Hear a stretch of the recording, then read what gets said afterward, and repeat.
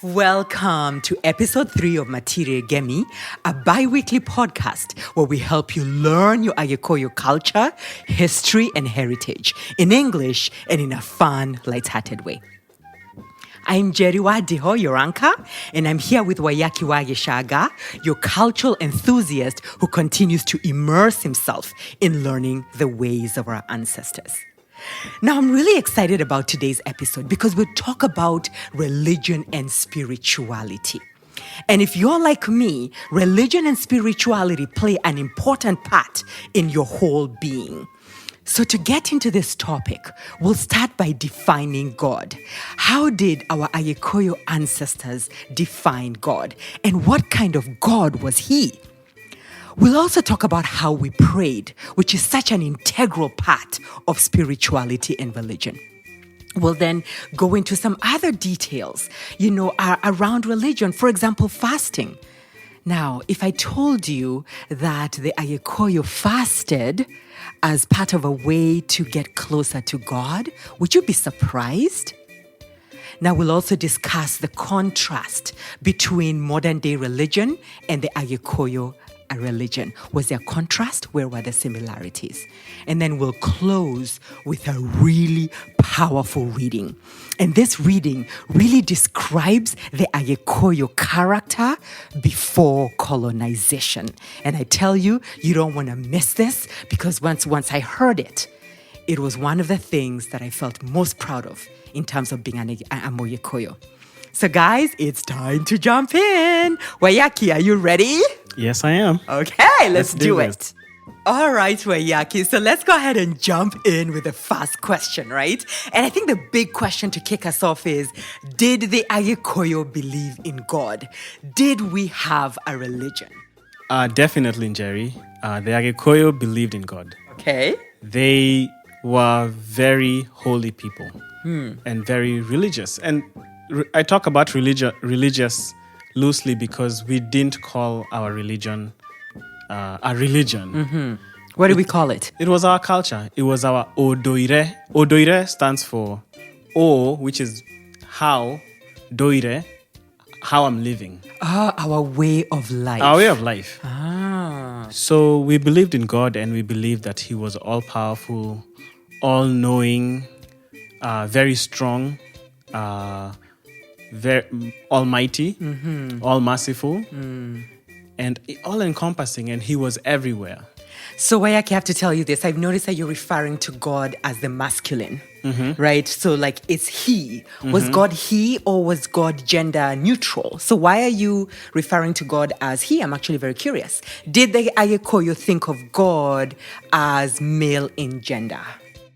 The Agikuyu thought about God as male in gender, and this is, it goes through all the religions. Most religions refer to God as male, and I think the reason is because he's the one who fashioned things. He's the one who created the earth.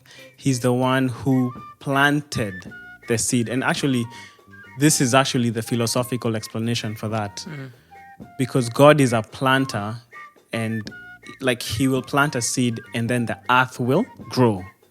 So it goes in line with the man being able to plant a seed so that the woman can bear children. Okay. Well, great, because my thought goes into, well, a woman can plant a seed too. However, a woman is not a seed planter. Like, what do you mean? Like if she's a farmer, yeah, she can planting a seed. Yeah, but I'm talking about in terms of bearing children. Oh. Okay. And okay, I got it now. Okay.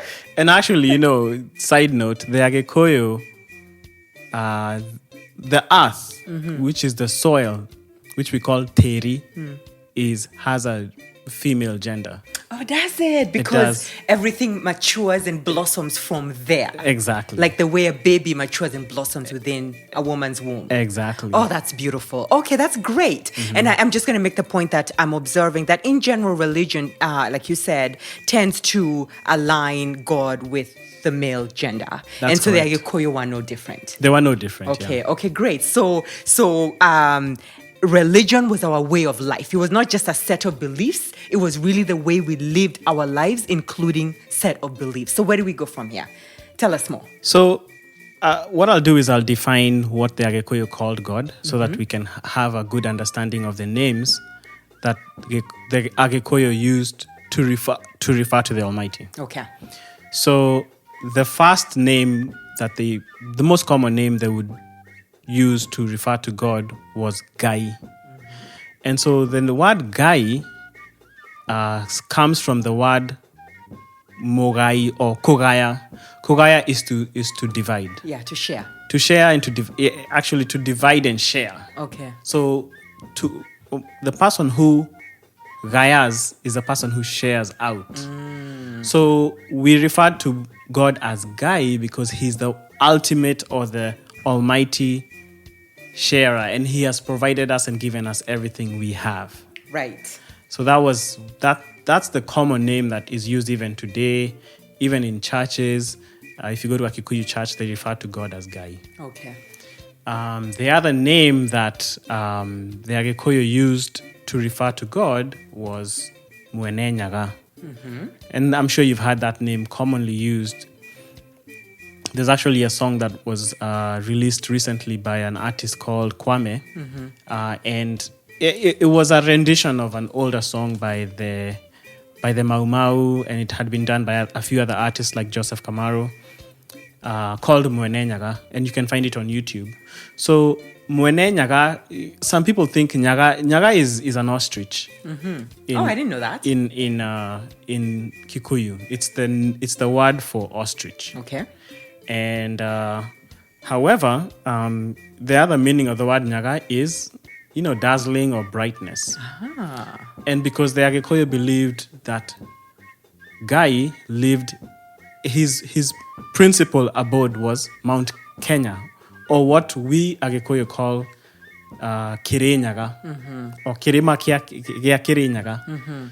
Which is in Muranga?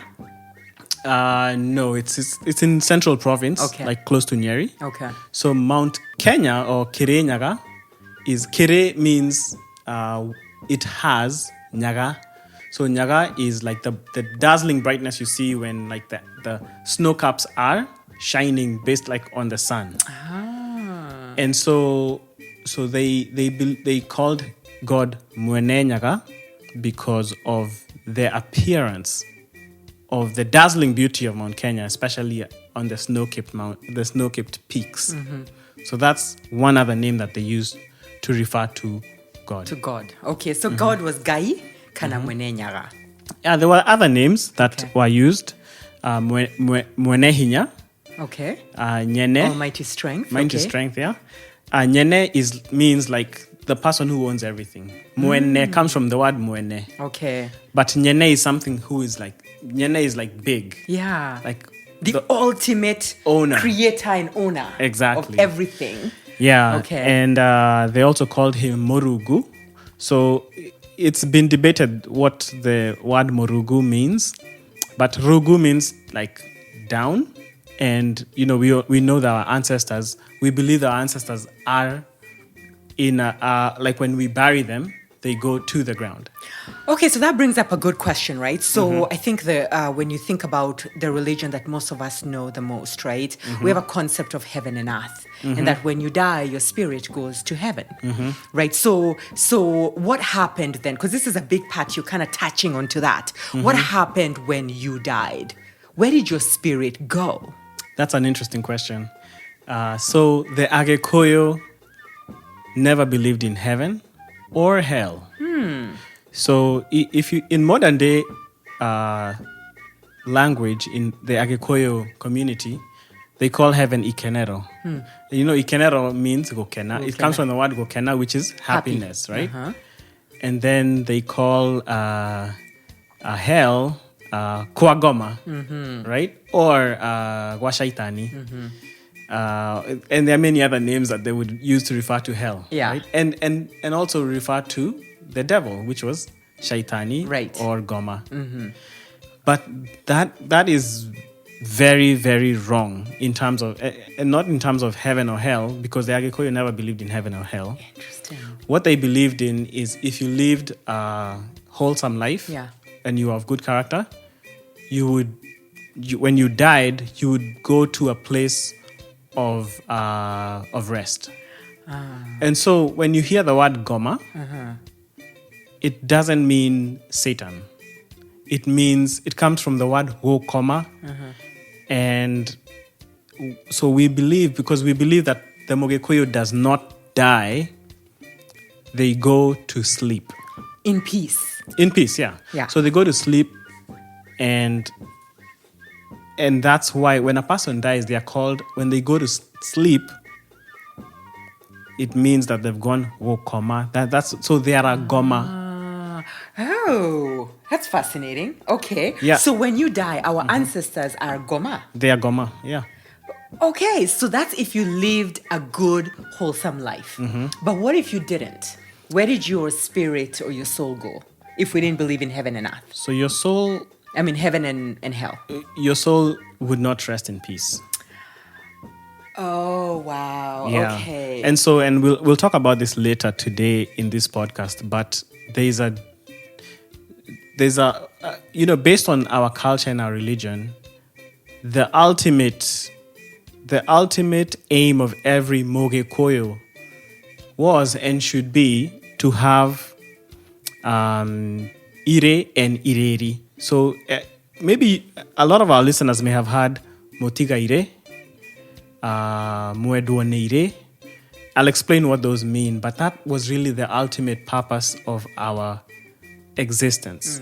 Which is Ire and Ireri. Those are the two things that every Mogekuyu aspired to have when they moved on, when they passed on to the afterlife. And what are those, Ire and the other one? Okay, I guess I won't keep you waiting. Yeah, please. I'm here. I'm so enthralled. I just want to know. What did we aspire for? So, Ire is wealth. And so, we talked about wealth. In the last podcast. So, wealth was, peace of mind, wisdom and knowledge, children, financial wealth or wealth of possessions, and health. So those 5 were the things that every Mogekuyu aspired to have. Yes. So wealth. Okay. That's Ire. Yeah. So when you hear, when someone has died, they say Motiga Ire. That's what they call. It's a person who has left. Motiga is to live. Yeah. Motiga Ire is to leave your wealth behind. Exactly. Okay. And they usually would say Motiga Ire na Ireri. So wealth, it was wealth and honor. So honor was what people thought about you. Your what in Kikuyu would say gumo. What is the person's fame? What are they known about? And your legacy. Your legacy. Exactly. Your personality. When someone thinks of a person who has passed away and they think of them, what did they think of them? Were they a good person? Were they a bad person? That was the aim and should be the aim of every Mogekuyu, to have Ire and wealth Ireri. And honor. And you can have it even when you're still alive. So when you hear the word Mueduoneire, loved by Ire and Ireri. So Mueduoneire stands for, so if you're a person who has wealth and honor today, and the wealth, they don't have to be all the wealth. You may not have children, you may not have physical possessions or wealth in terms of money, but if you have a good name, if you have peace in your heart, you're a Mueduoneire na Ireri. Yeah. I love it. Does that make sense? I mean, I think it's so beautiful what we aspired for, right? Like as And what we Agikuyu. should aspire to And be. what we should aspire to be today. The 5 definitions of wealth and honor. I think that's so beautiful. But I'm actually going to continue to take us back to the journey on religion. Okay. Which is when we think about religion, it is really integrally connected with prayer. So I've always been really curious. How did we pray? That's a good question. So, we didn't pray in the fashion that, in the organized fashion that I would say other religions have, like Christianity or Islam. So the family, like the nuclear family, so a man and his wife and children, that was their, I would say, like small church. So the man was like the priest. So he would pray over his family, over his possessions, his homestead, if he had several wives and several children, if he had land and he had cows and chickens and livestock, he was the priest of his house, right? So, and he would pray every morning. Would he pray with his family or independently? No, independently. Okay. So he would pray independently, and to pray for the Agikuyu, even for the Agikuyus who still pray today, they face Mount Kenya and raise their hands for men. So they raise their hands and pray facing the east, which is Mount Kenya is kind of in the east. And so some of the words that they would use would be thy, thy. So that kind of, it's like to praise God, and to that thy kind of means peace. So it's more affirmation of, God, you are great, you're all-knowing, you're all-powerful, you're all-merciful. We beg you, and we praise you, and we honor you.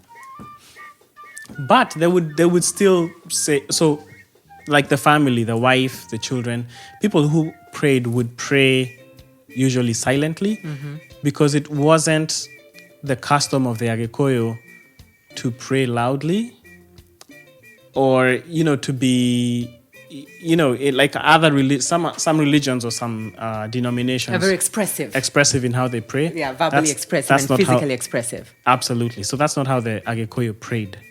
So they prayed. Most people would pray in silence, but the men would face Mount Kenya and pray. So I'm talking about at the family level. At the homestead. The homestead level. So that's one level. Then there's a level where you'd have the village. So the village would have a sacred place where they would pray, which would be mostly at a mugumo tree, which is a fig tree, or a mokoyo tree, which is also another type of fig tree. So there would be like a community prayer place, a place that is sacred, that people would pray.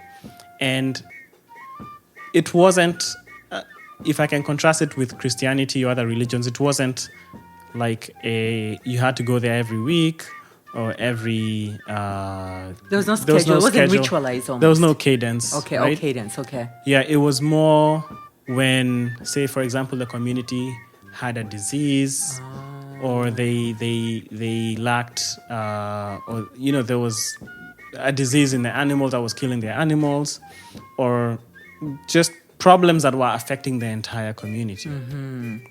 So you see that prayer would start at the homestead. So the man who was considered the priest of his household would pray for his family. But then for problems that extended beyond that, they would have a community place where they would pray, which was at a mugumo tree, right, or at a mokoyo tree, which was sacred. And then it would extend over to maybe from the small community to a region. So there would be, if there was a problem that was encompassing the entire Agikuyu community, right, which was maybe they had, like I'm saying, diseases, famine, where they needed to pray. And I'll tell you, so from stories that I've had, they would pray. If they needed rain, they would pray, and rain would fall the next day or even the same day. So their prayers were powerful. And from oral history, if you hear some of the great teachers who teach our culture and our history, they talk about how, even before colonialization, we knew who God was. We had, I guess, processes and procedures on how to pray, and we had designated priests who would be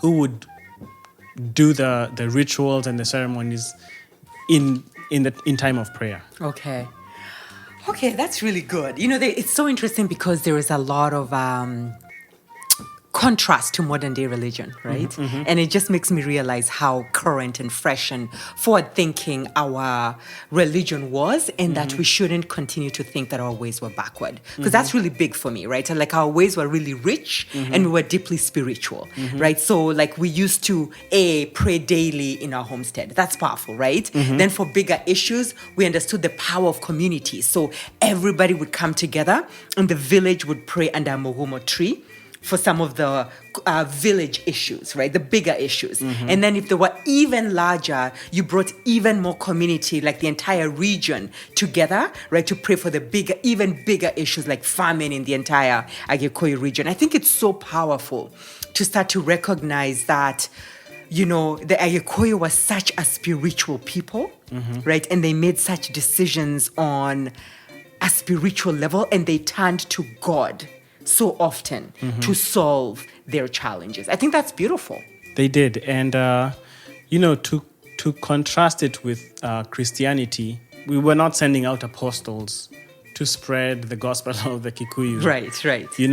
Religion was deeply personal. Yeah. And it traversed from family to community. So, I was listening to a podcast that a good friend of mine sent me the other day. And, it was talking about the current issue where, you have people here in the US who are Christians, but, they won't say wear a mask because it doesn't affect them. Yeah. So, not to say that Christianity is bad, but the Kikuyu culture, you wouldn't do anything that would go against the community. Yeah. You had to do anything that you did had to be for the greater good of the community from a cultural perspective. Yeah. Another thing I will say is, and this is kind of high level, something that I have realized as an adult, is, you can choose your religion. You can choose, to be a Buddhist or a Christian or a Muslim. And all those religions have high moral and ethical standards for people to live by, which is a good thing. Yeah. But you cannot choose your culture. You cannot. You cannot choose where, if you are to be born a Chinese or an Indian or a Mogekuyu or a Luo or a Luya. So what God chose you to be is what you need to be. It's who you are. It's who you are.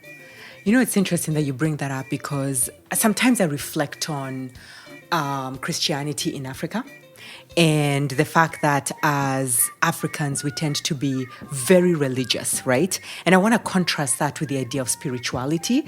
But I read something this week which made me question why we're very, very religious. And that's not a bad thing. I'm just asking the question, right? And it actually made me think that perhaps when we lost our sense of culture, our sense of being who we are through colonialism, our identity, right? And our identity was no longer okay. We had to find a new way or new thing to grasp onto to be part of our identity. And for us as Africans, the only thing that was left for us, for many of us to grasp onto, is Christianity. Now, don't get me wrong, there's nothing wrong with Christianity. You can choose it. It's a fantastic religion. I'm not saying anything negative about Christianity or any religion. But the difference is religion versus spirituality, right? So when you speak about the Agikuyu, I think religion is about beliefs, structures, expectations, moral code. Fantastic, right? But when does a person move from being religious to being spiritual? It becomes spiritual when those sets of beliefs and ways of being become part of your day-to-day life and application. So what I'm hearing, so you can say, I'm a Christian, or Muslim or Buddhist, but you don't have to live the Christian way. Right? But if you live the Christian way, then you are being spiritual, right? It's in your application. And I think that that's what the Agikuyu were. The Agikuyu religion was not just a set of beliefs. Like you said, it's the way they were. So to me, what the Agikuyu religious or spiritual, in my definition, the Agikuyu was spiritual. Yeah. Because it takes it further than religion.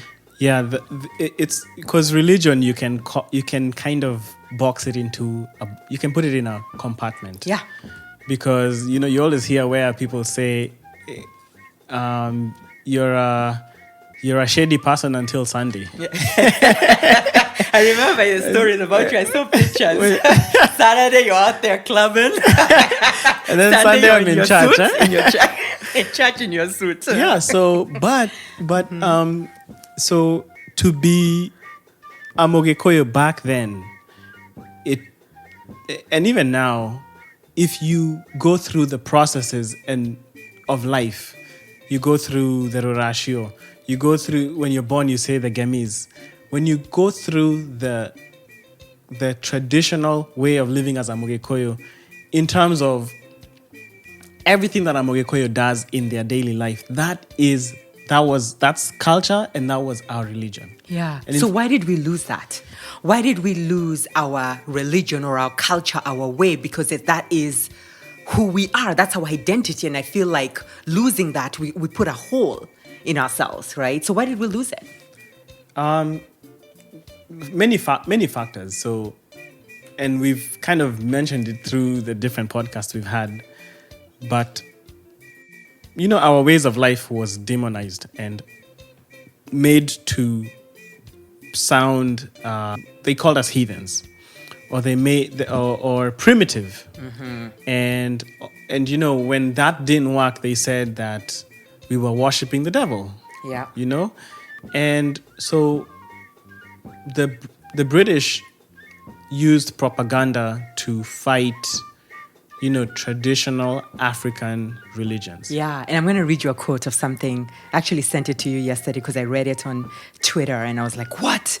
And this person, J.J. Bola, wrote, "The demonization of African spirituality and traditions is one of the most overlooked yet most impactful and destructive aspects of colonialism.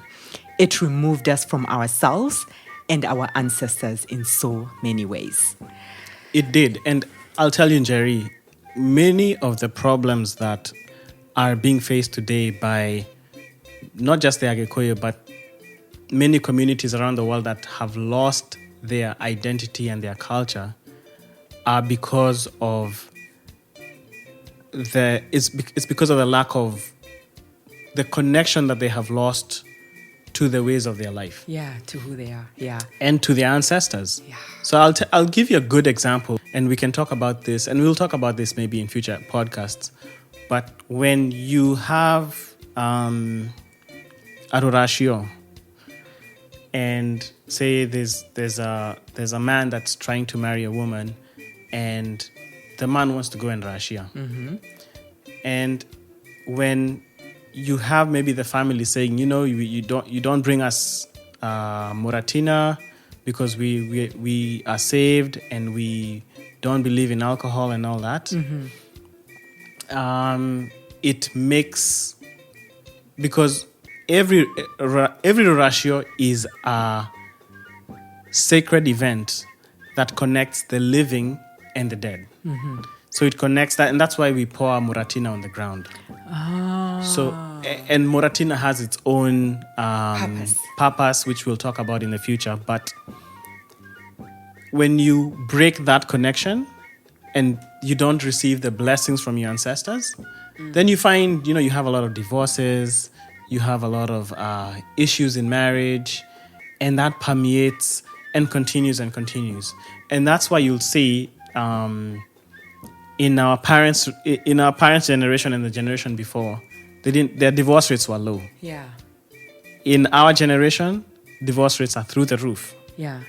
And you wonder, this man and woman, they got together, they love each other, they get along, but what's really afflicting them? Yeah. What's the deeper cause? What's the deeper cause? The deeper cause could be somebody is unfaithful or somebody is a drunkard, but those they are deeper connections that go back to losing our culture. Yeah, because we're performing certain rituals and we're breaking them. We're not performing them holistically because we don't understand the deeper spiritual meaning of that ritual. Absolutely. I love that. And I'm going to say this and then I'll move us on to the next question about fasting because I want to talk about fasting. Which is just, at the end of the day, guys, we've always said, choose your religion, right? We grew up Christian, choose your religion. We're not condemning anything. We're just saying, do not at the same time, have them both coexist, right? Whatever religion is of your choice and the things that are your identity, which is being a Agikuyu, which is your culture, which is your history, have the two of them merge. So Waiyaki. I have one more thought on that, just okay, one more. Say it. Which I'll say. So I had somebody say, which is very true. The God you pray to is a forgiving God. But for the Agikuyu does not forgive. If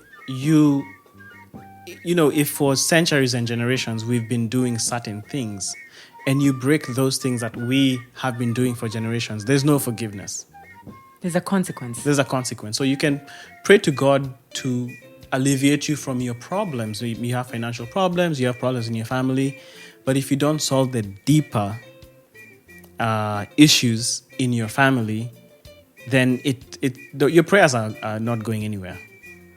Ooh, that's powerful. So yes, God is forgiving, but then culture does not forgive. Yeah. That's what I'm saying, and this goes even for other cultures. Cultures don't forgive because there are reasons why cultures do what they have been doing for centuries and generations. Yeah. That's why people say, your ancestors or the ones that have passed on are turning in their graves, right? Exactly. Yeah.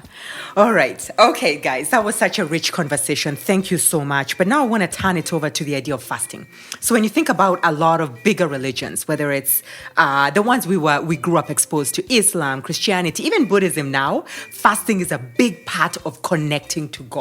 It's a big part of religion, right? So talk to us about, did the Agikuyu fast or did they do other things to create that stronger connection to God? They actually did. So, and there was levels. So before a priest would go to the Mugumo tree, or the person who was ordained to do a ceremony, they would have to fast for 8 days. Really? They would have to do a fast, and in fact, even in every ceremony or ritual, the person who is the person leading the ritual would have to cleanse themselves and fast for several days, depending on the ritual. Right. So even for circumcision, the person who would be doing the initiation would fast for 8 days. Oh, that's so powerful. You're cleansing your energy when you fast. Exactly. Which allows you to be more in tune and connected with the energy of God. Exactly. So powerful to realize that our own Agikuyus believed in fasting before those rituals, right? That were rituals of God. That's beautiful. Yeah, and it was not just fasting in terms of food or things that you liked. It was even with sexual. Like the priest would not engage in sex with his wife for 8 days, or the number of days that were prescribed for each ceremony, depending on the seriousness of the ceremony. Because that's an energy exchange. Absolutely. Oh, that's powerful. Okay, so then I want to ask you something else, which is, so when you think about religion as we know it today, there's always forbidden and not forbidden, right? So what was forbidden in the Agikuyu culture? And if you did it, could you ask for forgiveness? Like in the Catholic religion, you would go to confession and, the priest would tell you what to do, and then you would ultimately be absolved. So were there certain forbidden things? And if you did them, could you be absolved of them, and how? Yeah, so forbidden, the word for forbidden or to forbid is in Kikuyu is kogiria, which means it's to forbid. Okay. But so if something is forbidden, it becomes odomogirie. And odomogirie becomes mogiro. Okay. Which we've talked about previously. But there are many things that were forbidden, like incest. You couldn't engage in theft, or you couldn't disrespect an elder or insult an elder. You couldn't break a cooking pot. What do you mean you couldn't break up a cooking pot? Like if a cooking pot broke, and a cooking pot was a woman's very important instrument for her cooking. Right. If it broke, there had to be a ceremony that was done to be able to remedy that situation, because it would impact her fertility, is what we believed. Interesting. And so just like all other religions or other cultures, the common sense things were they were forbidden. And if you did those things, you would be caught. You would get what is called dahu, which is sin, right? And so to be cleansed of sin, a ceremony had to be done. Okay. There was no, I'm sorry, please forgive me. There was none of that. Were there certain sins that were not absolvable, like incest? Or was everything absolvable at some level? So the Agikuyu had a remedy for almost anything and everything that could possibly have been done. Okay. So in my recollection, I don't see anything that was not absolvable. Okay, great. Okay, Waiyaki, so now here is my final question, right? So it's been fascinating to hear about religion and our religious practices, right? And I'm really going to call it spiritualism and our spiritual practices, right? So, but I think the question that I have here, because we've mentioned it a couple of times, that the two of them can coexist. You can choose a religion, you can be a Christian and also honor the ways of our ancestors, honor the Agikuyu culture. We've said that a few times, but I think the bigger question is how? How do you take a more modern Western religion, right? Or even if it's not Western, Islam, how do you take, or even Eastern, like Buddhism, how do you take a culture, a religion, and blend it with the ways of our ancestors? How do we do that practically? So that's a very interesting question, and it's a question that has been asked a lot on social media in discussions about religion and culture. And my own personal opinion on that is, you can't be a good Muslim or Christian or Buddhist if you don't know yourself. Right. So you would have to go back to the drawing board and learn about who you are and learn about your culture and learn how to practice your own culture.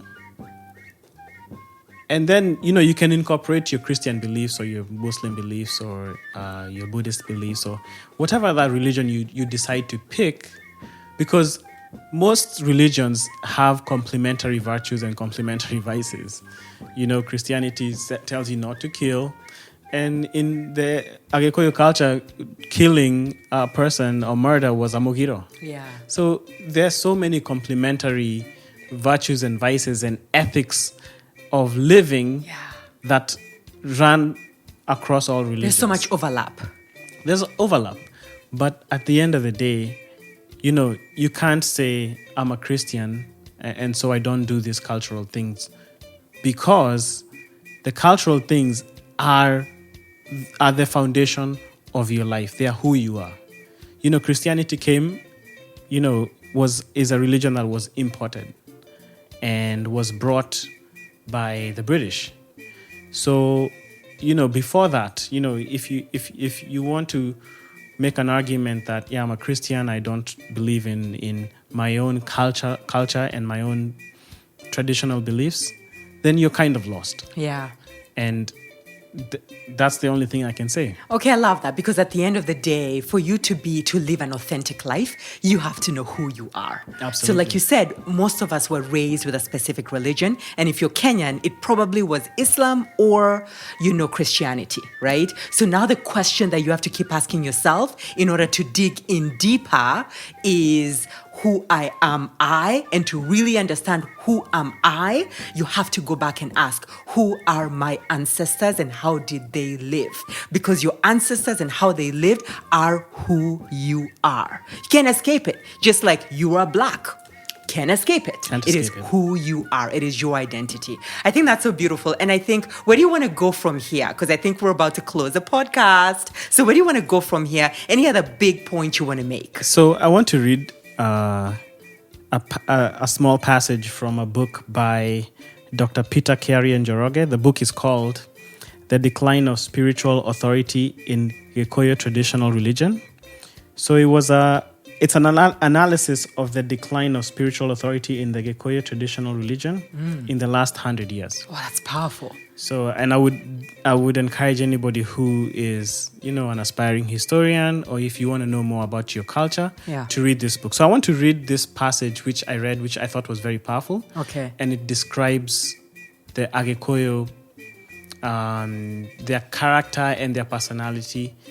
And this was a description before colonialism. This was a description given by a missionary who lived with the Agikuyu for about 20 years. Oh, that's powerful. That's a third party observing us, not us saying who we are. Exactly. They observed and said who we are. Yeah. So, oh man, let me tell you this. I think this is really powerful. So the real question is, who should read it? You or me? Who has the better voice? I have the better voice. I don't think so, but I'll let you read. All right, you read it for us. Okay. Okay, so I'll go ahead and read this. So it says, the men and women, old and young, struck me as being extremely reserved with each and all. Very cautious and thoughtful of all the details in their action. Extraordinarily respectful in behavior and speech, both among themselves and towards foreigners, and especially the younger towards the older people. Never surrendering in the face of difficulties, being always bent on finding a way to solve or to come out of them. Full of initiative and always with something on hand or in their minds to do in order to earn a living, provide for their families and put something aside so as to build up whatever little wealth for a rainy day, and in view of earning a reputation for wisdom and capability. Wow, okay. Extremely good at grasping the strong and the weak points in every argument, especially at law and justice. Family sticking together and supporting each other in case of common danger or interest. Very hospitable, both among themselves and to foreigners. Bearing with extreme endurance physical pain and heart's sorrows, without even so much as an eye blink or a sigh. Nearly always ready to leave worries aside and prove cheerful company, either during work or entertainment. They never forget God, the creator and distributor of all good things. They never forget the souls of their departed, both of recent times and of the distant tribal past, who gave them life and left them property and a way of life. So after reading those points from the book by Dr. Kiarie, I would like you to think about how the Agikuyu were before colonization and contrast it with how the Agikuyu are today. What are the differences? And in your own personal life, how are you living your culture and your religion? How are you navigating those two? Send us your feedback and send us your personal stories on how you are navigating this deep philosophical questions that we have discussed today. So guys, remember to share this episode with your friends and family on your social media pages. Help us get out there. So now I think it's time to talk about the next episode, episode 4. Waiyaki, what's episode 4 going to be about? So I'm kind of torn on a few topics that I've been thinking about. So I'll keep it a secret. An exciting secret. But yeah, it's going to be a good one. Okay, good. Now I'm even looking forward to it myself.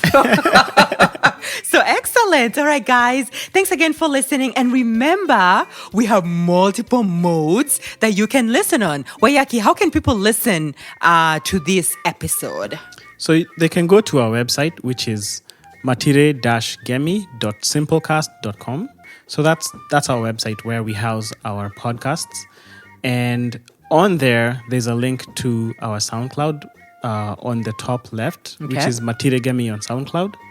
And in the middle of the page, you have two buttons. There's one that says listen on Apple Podcasts. Okay. So for those with Apple Podcasts, you can click on there and it'll take you straight to our podcast feed on Apple.